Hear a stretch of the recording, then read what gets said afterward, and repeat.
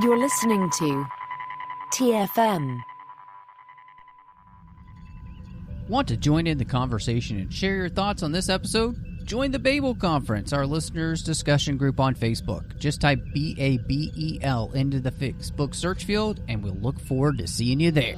Hey everyone, I'm Rod Roddenberry, and you're listening to Trek FM.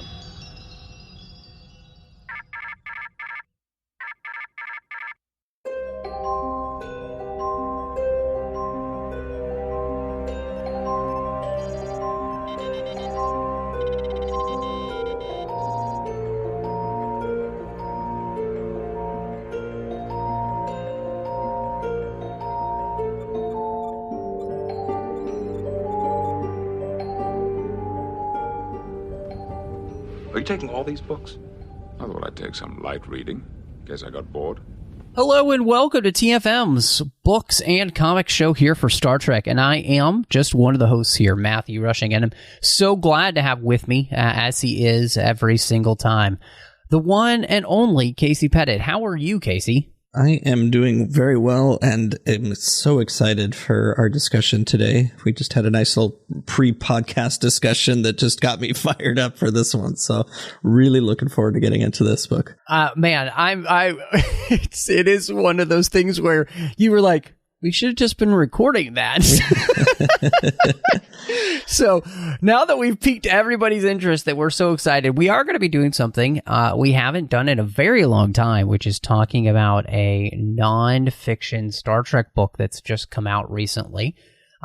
We had Star Trek First Contact, the making of the classic film, be released, and we're really excited to be talking about that in our feature tonight. And I think one of the things too, Casey, we don't often get an opportunity to talk about one of the films here. Mm-hmm. We did all the way back when we talked about the making of Star Trek Insurrection book that had come out, So we did that. That was a long time ago. But we're also going to get the opportunity to do this again next year because the book coming out by the Tenutos about Star Trek 2 is going to be coming out. So we'll get the opportunity one more time. But before we do that, we've got some news to talk about because we've got 2 new comics that have come out. So we're going to be reviewing those. But before we get into all that, we want to say thank you for listening. We're so excited to have you here with us on Literary Treks, and we would really appreciate wherever you're listening to the show that you subscribe. You'll get our episodes as soon as they drop. And if one of those places is like Apple Podcasts or Spotify that allows you to give star ratings or reviews, hey, hit us up with a 5-star. That would be great. And we'd also love a review there on Apple Podcasts, and then we read those out to everyone on the show. You can also find us on social media all over the place where we'd love to interact with you. We've got Twitter at TrekFM. We're on Facebook at facebook.com/TrekFM. We've also got a listeners discussion group on Facebook called the Babel Conference that you can join. You can talk to listeners from all over the world. Casey and I love interacting with people there. You can also find us online at Trek.fm, where you can see all of the different shows that we're doing. And then, of course, we would really appreciate it if you would go over to Patreon at patreon.com/TrekFM, become part of our team. We have some great associate producers here on Literary Treks, Casey Pettitt being one of them, as well as Greg Rosier, and they help support the network, making sure that not only Literary Treks, but the entire network can keep happening. Without listeners just like Casey or Greg, we can't do this. In fact, we're actually below the level we would like to be at, and that allows us to really do this well each and every month. So go over to patreon.com/TrekFM and see how you can also be part of our team. And we actually are going to be revamping that. And in fact, over on the 602 Club, Christy and I have been talking about, we have at least 4 different specialty episodes that are going to be coming out only for Patreon members. So those will be things that we are looking to be doing and just giving back to you who help us out each and every month. Well, Casey, we have come to the end in the Stargazer comic with the final issue. It did drop, Stargazer 3. I was actually hoping we were going to get one more issue because I felt like, in all honesty, the comic probably could have used it to really resolve and maybe even set up more so where we're going to go with the characters. But how do you feel like this went, because one of the main contentions that we kind of had was that there were a lot of things that kind of felt like they dropped the ball from season 2 on into season 3. So how are you feeling now that the comic is at an end? I'm a little underwhelmed, to be perfectly honest. I do wish there was more, because I really did. After, we were kind of hard, I think, on the first issue of this one, but after seeing the Picard trailer and then reading issue 2, I was a lot more pumped for this series of comics, and so to have it end after 3 was a bit of a letdown. I feel like they could have, I don't want to say stretched the story more, but kind of told a more fulfilling story. This issue wrapped up what we've been seeing well, but I was kind of left wanting to know more. Like, why would we care about some of these characters? I'd like that we got a little bit of a conversation between Picard and Seven to kind of help lead her back to Starfleet. Although at the end of the comic, spoiler alert, if you haven't read it, she does not end up in Starfleet yet at the end of this comic, but it's clear that that's where it's leading. But I don't know. I feel like it could have told more. And the one thing that leaves me hopeful is, and I'm sure we'll kind of talk about it briefly here, is the epilogue, which it feels like it's setting up something. And I'm very excited to see where that could go. Yeah, I think you've kind of pinpointed a lot of the frustrations that I guess I have with the series now that it's done. First and foremost, I think that this still makes no sense for Picard. We end season 2 where that man has, it seems like, finally come to the other side of himself in a way that he had never been able to before, and that he had been perpetually kind of stunted, arrested, developed Picard. And that season had finally cracked that open and allowed him to finally move forward to a place where, he was going to be able to fully live life in a way he hadn't, because he had always kept a part of himself reserved. And this freedom from freeing himself from the guilt of what had happened with his mother was going to allow him to be able to finally have a relationship. And that relationship was going to be with Laris. And that's nowhere to be seen in this comic. And in fact, he apparently has the, 47-year itch where he's got to get back into space because, that's a thing. And so that's something that I'm just left very underwhelmed as to how this sets up, the season 3. I think this definitely does a better job in the sense of kind of moving us in a direction with Seven, that we're going to get her being back in Starfleet. She's able to see the way in which she, as a Starfleet officer, could actually make a difference because of her experience, because of the empathy, I think, that she was able to experience in, season 2. And yet, again, there's almost like a going back from where she was at the end of season 2 and here. The big revelation in the end, I don't want to spoil everything for this comic because I do think people should read it, but I do think, we want to talk about the end, which is that she's contacted by Admiral Janeway, who wants to talk with her. And so do you think that leads to possibly another mission and another mini comic series, or do you think that leads directly into what we get in, season 3? I kind of hope that it would actually lead into another comic, because we have, 2 or 3 months before Star Trek Picard season 3 comes out, and a lot of times these comic miniseries, they'll have a comic for each month leading up to, and sometimes overlapping by an issue with an episode or two of the new show that's coming out. And so now we've kind of got this gap again between having Star Trek Picard content to read, until we have the content to watch. And so I kind of hope that Janeway's kind of got a mission for her and maybe sponsors. I would assume that Janeway sponsors Seven's admittance into Starfleet or commissioning as a Starfleet officer. But I'd like to see something there, because I doubt we're going to see Janeway in Picard. I would love to, but I doubt that's where they're going to go. I know Kate Mulgrew has been teasing that it's always possible to see her in live action again, but that's just not something. I don't think that that's something they would do in the Picard series. I feel like they would save that for her own. So yeah, I don't want to just leave this thread hanging. I really do hope that there's like another comic or something, even a one shot or something, right? Just to finish that off. Yeah, I mean, and of course we always have the Seven and Rafi question that hasn't really been answered either.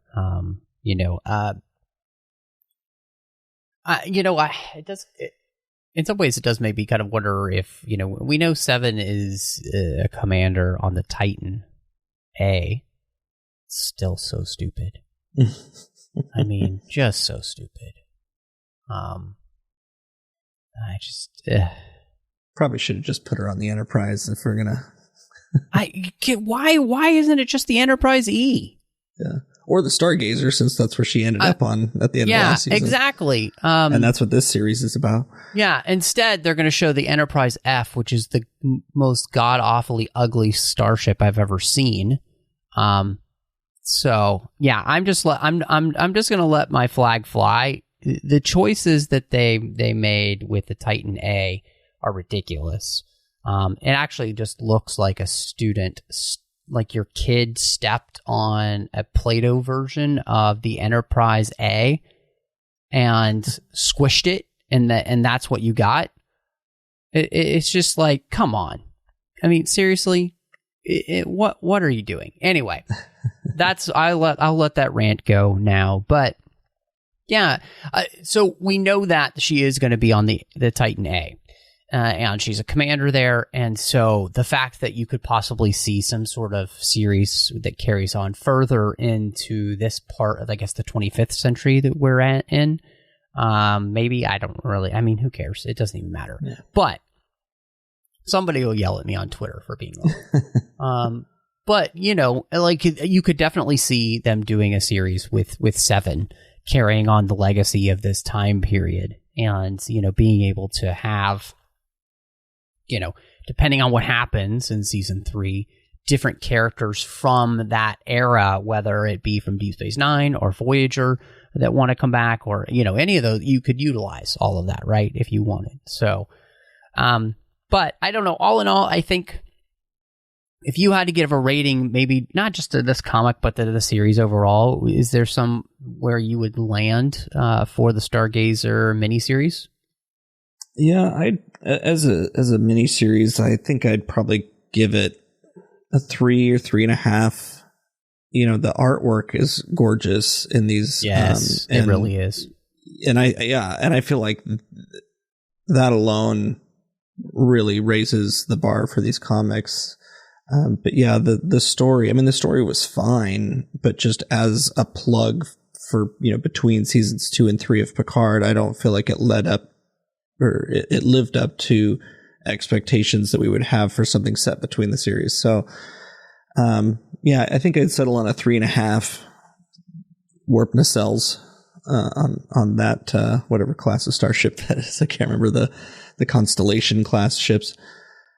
Where would you land?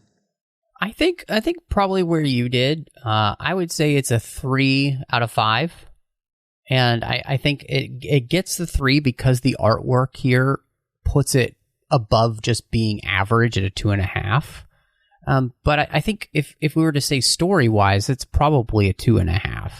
And part of that, just there's so many frustrations that I have with the storytelling as it relates to Picard as a series. And, we've talked a little bit about that here in the sense that Picard as a series is really wildly uneven, and so it makes sense then that a lot of the material around it is wildly uneven. The comics have been, I would say, the books for the most part have been phenomenal. You know, in all honesty, the books that we've covered in the Picard series have actually been better than the series itself for the most part. I mean, and part of that is, I think, you know, the writers of those books truly understand the Star Trek universe in a way that a lot of people writing in the television don't seem to. And I will say, except for Lower Decks and the Strange New World series. So, yeah, which is really is very interesting. So, well, Casey, we do have one more comic here to talk about, and we're continuing the Star Trek Alien series that they've been doing. And this one is Ferengi. It's just a one-shot. And, you know, this is kind of set right smack dab in the middle of DS9, probably somewhere between, you know, seasons 4 and 5 or 5 and 6, maybe. This deals with Quark, Moogie, Rom, and, you know, Ferengi female liberation. So how did you feel this comic does? It's the longer I've sat with it, it's kind of gotten better for me. As I was reading it, I wasn't super into it, but it really is kind of a fun story. It's always fun to go back to Deep Space Nine, especially during this time period.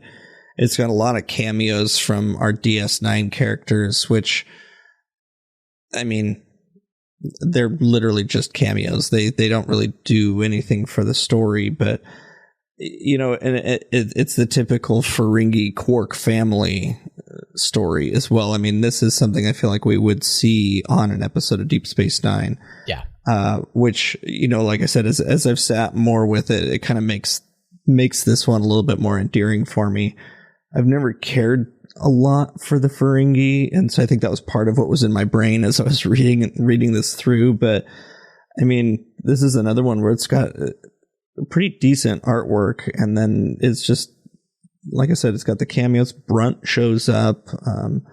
You know, there's a couple odd things, like instead of gold pressed latinum, they call it gold plated.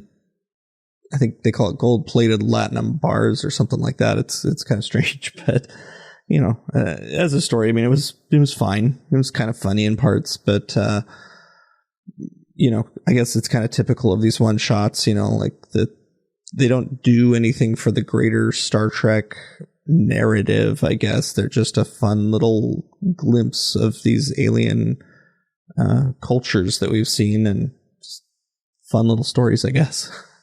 Yeah, I think that you pinpointed that this does kind of feel like it could fit as an episode of Deep Space Nine, so that's a plus for it.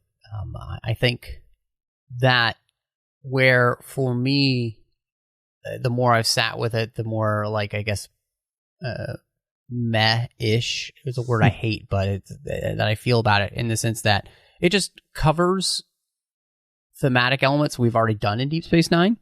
And that were already resolved by Deep Space Nine, and therefore there's not really anything new to add here in the comic and what it does. It's all material that we've already covered in the series, and therefore it makes me kind of wonder why they didn't go a different route, because, you know, Deep Space Nine is specifically already mined all of this, and so...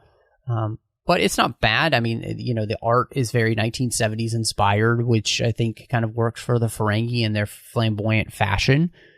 So, you know, all in all, I mean, it's fine. Like, I think that's the thing. It's like, this is not a comic which I think, you know, if you like the Ferengi or you just like Star Trek comics, yeah, you'll probably read this.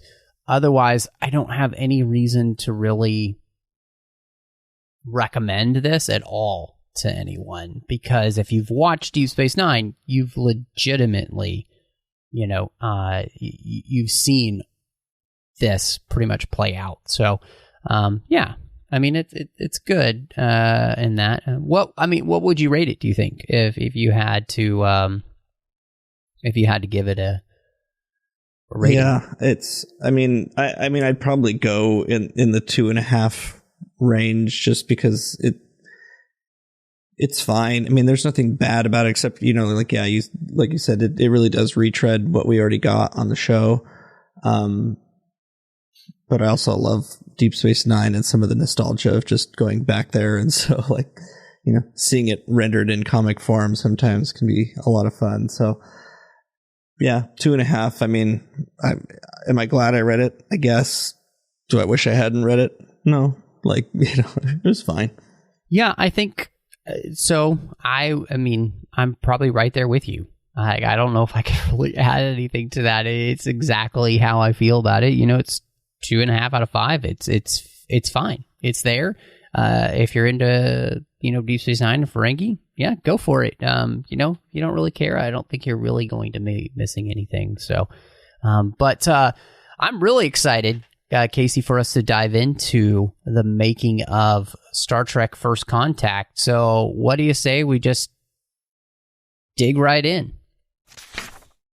Well, Casey, I'm so excited that we are here tonight, and we are going to be talking about, I think, just something that we don't get a ton of these days, which is Star Trek books that are nonfiction. And this one that we are going to be talking about and reviewing is Star Trek First Contact, the making of the classic film by Joe Fordham. And this is, first, I want to talk, this is a coffee table book.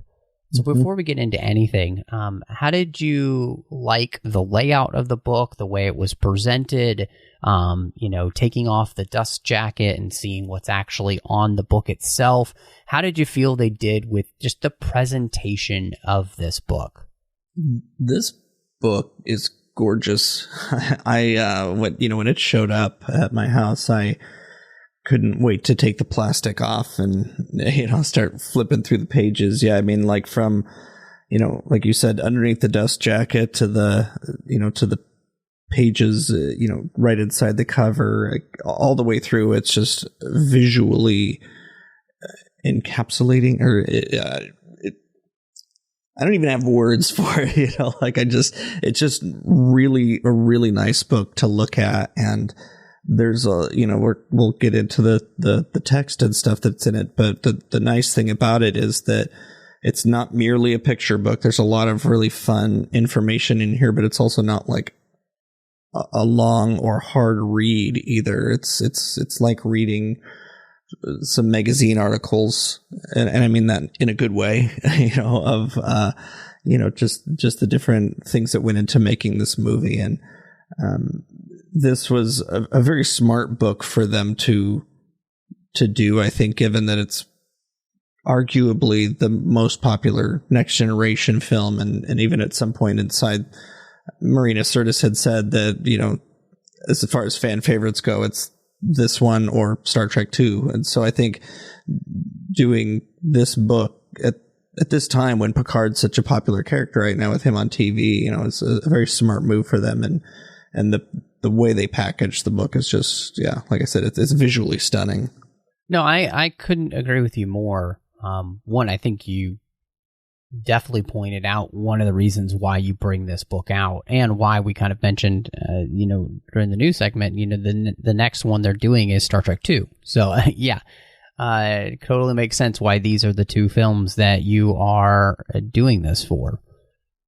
And the presentation of the book, I think you're absolutely right, is gorgeous. I mean, you take off the dust jacket, and the picture that's on the front of the book is that really cool teaser poster, with the Enterprise E, warping ahead of the Borg cube, which is such a great teaser poster anyway, so evocative of what the film is going to be. And then, like you said, just the presentation as a coffee table book. It's really well written. I think it's easy for anybody who is even just a minor Star Trek fan to be able to get into, everything that they're talking about and the creation of all that they're doing. They have some great conversations in the book about the different elements of the film that we'll get into as we go through it. But yeah, just the presentation itself is great. I think the layout, the choices that they made for pictures is really great. And so I was really pleased with the book that we got. I've seen a lot of these type of books, obviously, with Star Wars and whatnot. And this, I think, is right there with the rest of them. What's different about this than, say, some of the Star Wars ones that have obviously come out recently is that, we are dealing with a film that's been out for a very long time. And so we're also, getting not the most detailed information. Like, this isn't overly detailed for those that are looking for that. But I think it gives a fair representation of the creation of the film while giving a wonderful layout of, everything that you would expect in this type of book. And again, great behind the scenes pictures, some of that I had never seen, especially of like the Enterprise E model, those kind of things where it's completely unlit and you're just, that kind of stuff is fantastic. So, in that sense, I think it's really well done. I was actually surprised, Casey, that one of the things that the book does is that it talks about, obviously, a little bit of the history of TNG and its ending, but they actually talk a lot about, coming off the end of the series and into Generations. And then, of course, because we have the same writers of Brannon and Braga coming into this film from Generations, I thought it was great to be able to hear some of their conversations and some of the things that actually they took lessons from, Generations into First Contact to try and craft a story that was even better than the one that they had given in Generations, where they, they like the film, but they also felt like that there were some deficiencies, we should say. Yeah, I really liked that they went through that. It just added a lot. I mean, I don't think anybody's going to argue about how much better of a movie First Contact is than Generations. And I always really liked Generations. It's obviously got its problems, but it's a beautiful movie. I love the music. But they were just coming off a TV show. A lot of them, I mean, even the screenwriters, Brannon Braga and I think it was Ron Moore, it was like their first movie that they'd ever written. And I always kind of felt like Generations, it's kind of like Insurrection. It's a great episode of Star Trek. Generations would have been a very good series finale for Next Generation, then First Contact be their theatrical debut. But, it was just really nice hearing the writers talk about how, like you said, they were proud of Generations. They, thought it was a good movie. It obviously performed well in the box office because Star Trek was really at its peak, and having Next Generation had just ended. But they also, as proud as they were of it, they also weren't totally satisfied and wanted to really push the next one further and learn from that first one and take those lessons into this next movie. And it was kind of cool seeing that they weren't taking this for granted, this opportunity to write Star Trek movies. And, they weren't just out there like for the cash cow that is Star Trek. They really wanted to make a good movie. And, I need to go back and reread that Insurrection one from years ago to see kind of like what their thoughts were going into that one again. But, I really liked where their heads were at, I guess, as they came off of Generations and were trying to move into First Contact. They didn't have much time to make this one. I mean, even the music that they touch on a little bit, Jerry Goldsmith didn't have enough time to score this movie. And so he brought his son in to help score some of the parts of the movie. And to think about, like, it was 2 years after Generations came out, I believe, that First Contact was in theaters. And they pumped out a really great movie in a very short amount of time. And that's, there's years between these movies. So like that was pretty impressive. And you got TV writers, they're used to writing for weekly television. So they're probably used to doing things like that. But I'm just glad they spent some time on kind of the origin of this movie and coming up with the story that takes place after the series and after generations.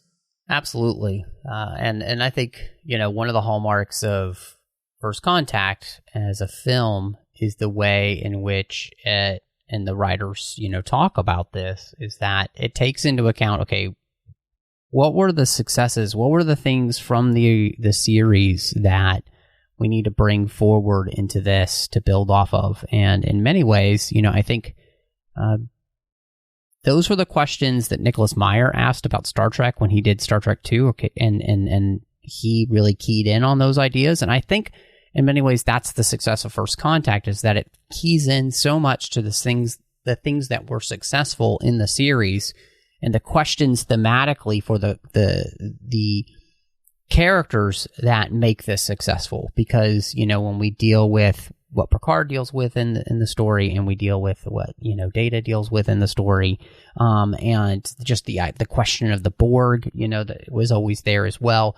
Those are all the big questions that you get, and I think that them thinking about those things specifically, and then inserting them into the film and using them as main key story points is really important. Which leads me to another thing, Casey, that I think the book does really well is talk through how they came to the story itself here, and the story points, where they were going to place this in the sense of history for Star Trek, and how they came to the idea of using First Contact as this main time travel point.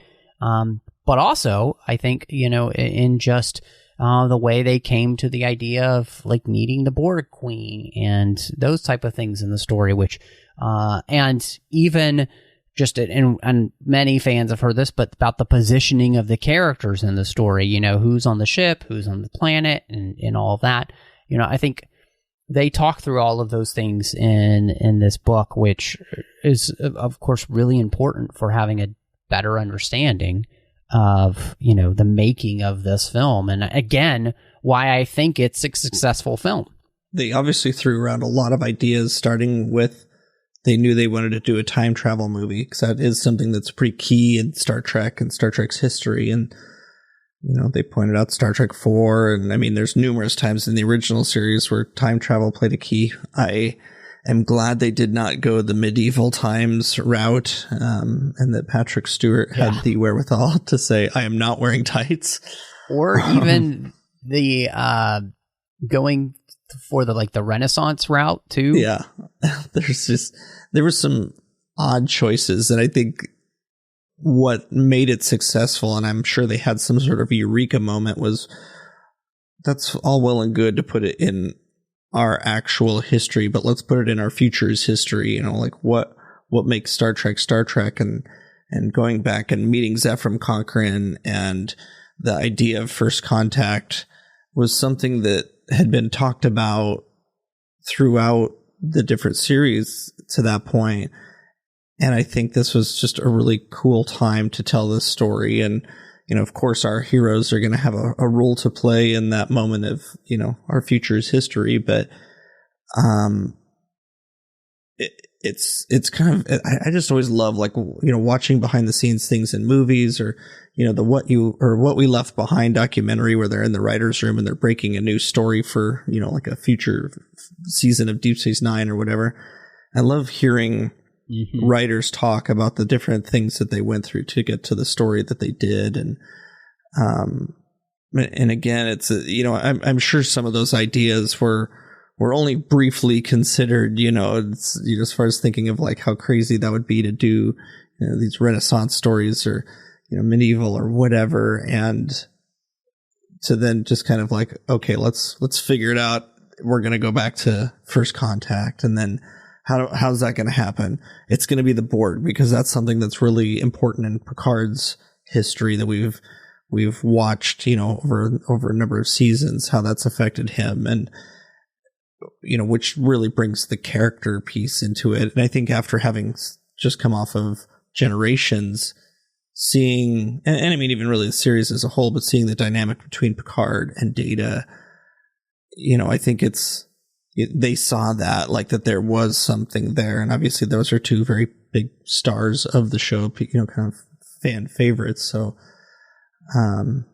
I don't know. I love hearing these different types of stories from when they're coming up with these things. I'm glad that they had that in there and really talked about it pretty in depth.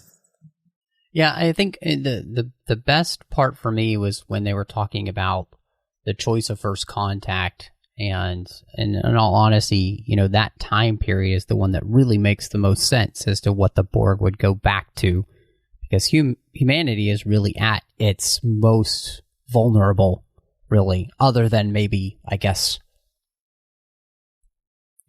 the creation of the world, when, we have absolutely no technology. But I mean, this is a place, though, too, where, instead of that, you are going to be getting a humanity that would be probably worth assimilating as opposed to not. Why would the Borg care about, humanity with no technology whatsoever, So, other than, like, bronze, weapons. So, that doesn't really make a lot of sense, really. I love that. And just their talk about, they're playing kind of fast and loose with even just, World War III and, all of that stuff. Like, they weren't super specific there for a lot of different reasons, which I thought were really interesting in the book as well. And they all made sense. And I think it's what makes the movie work is that it's kind of like this nebulous, terrible time for humanity where, we've almost destroyed ourselves and, we're coming out of it. And, so I think it helps the story in so many ways.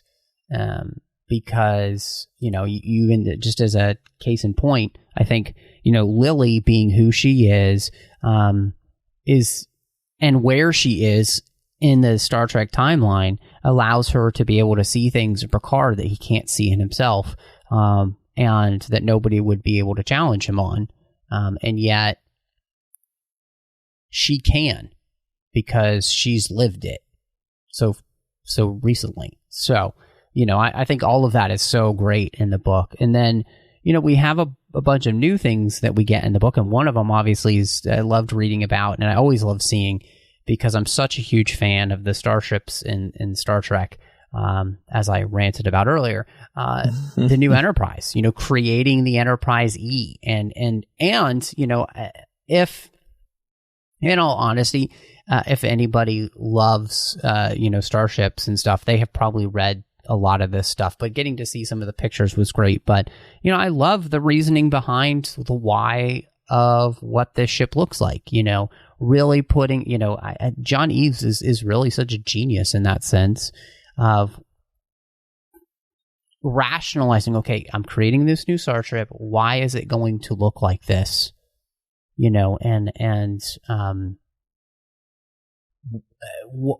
What's the rationale behind the design in the first place? And so I think this book does a great job of doing that really, really well. And of course, giving some great visuals for that too. So. Yeah, I liked hearing from John Eves, but even I think it was Herman Zimmerman or somebody, like one of the production designers, that basically said, I don't have time to design a new ship, you do it. And so he's like, oh, I am designing the new Enterprise. Okay. And, like no small feat, obviously, even at that time, fans are going to scrutinize the heck out of it. And the level of thought and care, just like you said, that went into every little design element was really interesting, from taking the saucer of the Enterprise D, turning it sideways, basically turning it 90 degrees so that it's, more oval, like longer front to back, getting rid of the neck that was such a point. We saw it in the original series. We saw it in the movies. We've seen it in Next Generation, the neck of the Enterprise getting phasered like crazy. And so he's like, yeah, let's not have that anymore. And just the level of detail that he put into it, is amazing. And then even the model makers, they're putting like little scenes inside the windows. including, and I need to find a picture of this because I don't think they had a picture of it, but the chalk outline in the observation lounge. I think they said that there was like, oh, there's like a scene staged that there might have been a murder in the, you know, like just because they were having fun, they knew it would never be seen on screen, but they wanted to do something like that just to have it for their own. And I think that, I mean, it shows how much the people that made it care. But I love, you know, hearing those stories or reading those stories in there, you know, from the people that made it, and how, I don't know when all of these interviews happened for this book, but at whatever time they were had, these people still clearly had a lot of fond memories of designing the ship and putting their stamp basically on the future of Star Trek from that point on. Yeah, I 100% agree.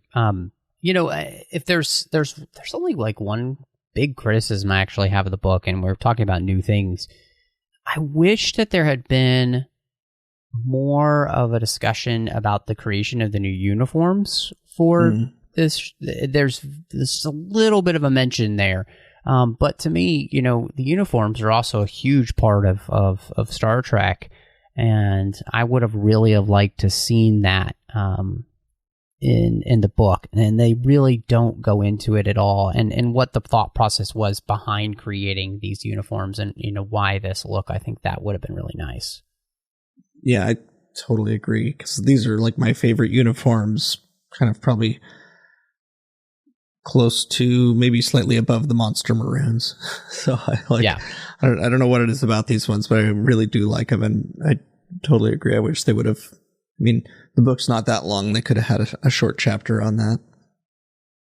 Yep, absolutely. So, you know, they do a great job, I think, of talking through the choices they made with, you know, creating the Borg for the big screen, which I think is really important for this movie. And, you know, I think they do a great job not only with the artwork and the pictures that they show, but I think they just do a great job of talking through, okay, you know, what it means to bring something from television to the big screen in the first place, and the things that you have to think about when not only creating the new Borg ship, you know, and updating the cube, but updating the Borg and their look themselves. Yeah, from just another example of the thought that went into creating these things. I mean, they still wanted to kind of go with the dead skin look, the white pale skin, but it also had, you know, the different paint tones. I mean, they talk so much, you know, in there about the colors that they were using, and even, you know, to some extent they mentioned the color that they developed for Vulcans, like the color of their skin, but you know, for the Borg, they wanted it to be like, well, they've got flesh, but it's kind of dead, rotting flesh, and we want to make it look like that. And that was one of the things I thought was coolest when we saw the Borg for the first time seeing the movie, that they looked like Borg. I mean, we knew what they were, but they just looked so much more menacing. And, you know, like they redesigned the costumes for the actors so that, they weren't as haphazard as they were when they were making the show, but they were also able to swap pieces out so that the same 8 actors could play various different configurations of Borg. Like the costumes were essentially like modular, I guess. But it was really fun. You know, like a lot of the stuff is stuff we've probably seen in the behind the scenes featurettes and things like that. But you know, from the design of the Borg Queen and creating kind of a crown on the back of her head. It was just, you know, it's not all new information, but it's just another fun time to kind of read about it again and refresh our memories on how they came up with all this stuff. And again, it's like that look of the Borg continued on through Voyager, and you know, that's the look that they kind of jumped off from in Star Trek Picard. You know, the Borg were kind of updated again, but it was kind of based on these Borg, not the Borg from the show. And so it was fun seeing like all the drawings that they did, and you know, the thoughts behind why the Borg were looking like the way they did. They did a really good job describing that. Yeah, I could not agree more. And, I obviously am somebody who loves what they came up with, and I think it was 100% what you needed when you were jumping to the big screen. And it's what you expected, right? Like, I think one of the things they actually did well in Star Trek Generations was that they upgraded the bridge for the Enterprise D because you're in widescreen. And so basically, in some ways, kind of playing with the idea, this is what was always there, you just missed, and in some, it almost feels like that, because when you think about Star Trek has done this, it did it with the Klingons and upgraded their look for when they came into the films, and now to do that same thing with the Borg, I think Star Trek fans are so used to that it makes a lot of sense that they did that here with the Borg. One of the other really big things is the fact that they chose Jonathan Frakes to be the director, and they talk a lot about that. And, nobody that they mentioned in their search here was somebody I'd really heard of, so I'm glad that they went with Frakes. But I also think the reason that this movie turns out so well with him as the director is that he intimately knows the crew, the characters, and the series so well. And for this to be his first major film to direct, looks incredible. I mean, and it holds up. And I think this, as they talk through that choice, and you're reading this book, and you're looking at all these pictures, and what the movie turns out to be, you're like nodding your head, yes, this was the choice you should have made. Yeah, that's absolutely right. Yeah, I didn't recognize a lot of the directors they were naming too, that they, I don't know. I mean, the guy that directed Star Trek Generations was David Carson. He directed episodes of Star Trek The Next Generation in the past. And that was great. And so I think what they were thinking is, we want to go to somebody who has a certain style or has done a certain type of movie in the past or whatever. And so, yeah, they're kind of thinking of these kind of auteur directors or something. I'm not sure, but yeah, like as they kind of were gravitating more towards Frakes, I don't think he actually wanted to do it. He didn't want that weight on his shoulders. But then to hear like Rick Berman and some of the others talk about how once they kind of got him in their mind, it was kind of a no-brainer for them, and even rehashed some of the things that a lot of us know about Jonathan Frakes, about how he got his start as a director on Star Trek. And, he said he wanted to do it, and then, here he is, like, years later, like actually directing a feature film, like his first feature film, and having it be this smash hit. And it very well could have not worked out very well at all. I mean, we all know he's a great director, but it's to some extent, again, I mean, it's his first movie, and not only is he going to direct it, he's also going to be one of the major stars in it. And I don't know, like, it's just, he was the perfect choice for this movie. It's one of those ones where, like, I don't know who could have done this even as well as him. Well, and I think, what's great is you're reading the book and you're hearing about Frakes. One of the beautiful things too is that, they don't make Star Trek movies for a lot of money, which is ridiculous that they didn't until, JJ came along. But, you're reading about him talking with ILM, with the effects and everything, and, ILM's the best. And this movie clearly still looks great. Yeah. Because of that, so, and part of that, is has nothing to do with Frakes, but it's another part of the thing that they talk about in the book. And he got blessed by the fact that he got to work with a lot of the best, and two, the fact that Frakes is working in concert with people like Herman Zimmerman and those type of people who we've been working on Star Trek for so long, and they really, I think what they did is they did a great job of translating the next generation to the big screen. And because of the film, they were able to give it a moodier feeling. And it to me, it all just works. And part of that does come, I think, down to the fact that Frakes does a great job of giving them a good visual language and the shot composition that he gives them. Everything really just works here. And, I think it's fun to have been able to get this book and be able to go back to it. And now all I want to do is to watch the movie again. I haven't had a chance to do so since I've read it. But, Casey, if you were going to rate this, what do you think you would rate this book? Well, I will say, just to jump off of something you just said there, I did have a chance to watch it since I read this book, and I'm so glad I did, and you should too. And anybody listening to this, if you have ever enjoyed this movie in the past and you read this book, you're going to, I think, enjoy it so much more. I just, such a good movie, and it's hard not to rate the book what I would want to rate the movie. As far as rating a book, I think I would give I'd give it a 4 out of 5, and I'd probably even like a 4.5, but, cause it's just such a gorgeous book to look at. If I was going to have something sitting on my coffee table, this would be a really good one to do. There were things I do feel like we're missing, like you mentioned,